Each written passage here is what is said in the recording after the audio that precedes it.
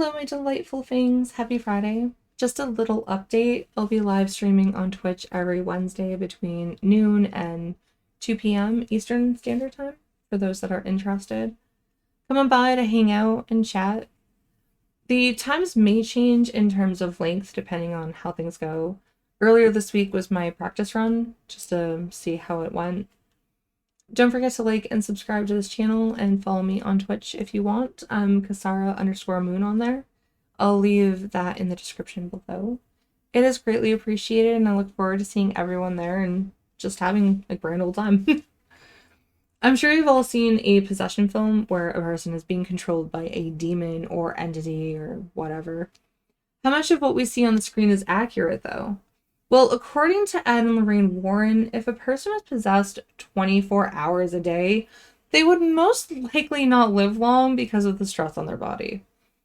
What's also fascinating is almost every faith besides Christianity, specifically Catholicism, has some sort of ritual to expel spirits, which you saw earlier today when I discussed the rituals in Japan.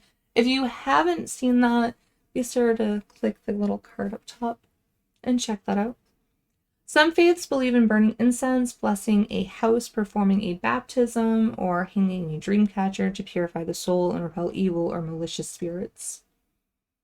Exorcisms also aren't finished in a day, which I kind of figured because the true story behind the exorcism of Emily Rose, she actually underwent 64 exorcisms. Usually victims of possession undergo many exorcisms to cure it. Some can take weeks to years. It's an exhausting process for everyone involved, which is why most churches are reluctant to resort to exorcism. Part of this also stems from our knowledge of psychiatry. Typically, they turn to a psychologist or a psychiatrist to rule out mental illness before starting the long, arduous process of exorcising a spirit. The other thing that's interesting is people who undergo exorcisms tend to live. Whereas in the movies, a lot of times the individuals are killed during the exorcism or brutally tormented during it. There hasn't been many cases at all to conclude that exorcisms are dangerous or deadly. Exorcisms also do not cause natural disasters, and by that I mean windows breaking, shattering, things moving around, or guns going off. I think that happened in The Conjuring. Want to say The Conjuring? Or other weird things happening, like windstorms.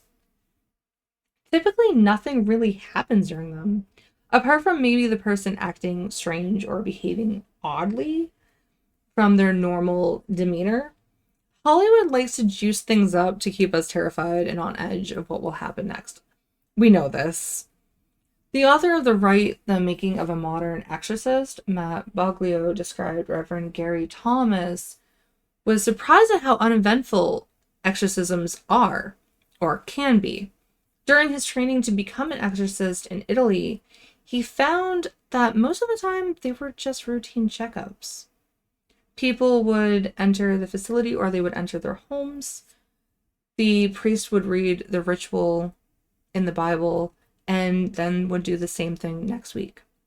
If they made the film similar to this, we'd be bored out of our minds. Let's put it that way. So I understand why they add all this extravagant stuff. And the idea of possession, I'll admit, is scary. Being out of control of your body and possibly your mind sounds terrifying. What do you think about Hollywood versus reality? Do you think it's better that they spice things up with more scary elements? Or do you think they should mix the two a little better? Maybe show the reality with maybe a little bit of the imaginative aspects. Let me know in the comments below. Tuesday, I'll be discussing demons and exorcisms of Hinduism. On Twitch, I'll play some games and talk to all of you if you want to stop by, hang out. Friday, I question what's truth and fiction regarding the Annabelle doll. Was it possessed? I'll also discuss demons and exorcisms in voodoo. If you don't want to miss anything, click the bell icon to never miss a video. Stop by Twitch if you don't want to miss me live, where you can Ask questions. Maybe talk about horror movies or whatever you want to talk about. I'm open. Well, within reason. Within reason. We're gonna keep it, child and family friendly. Nothing weird.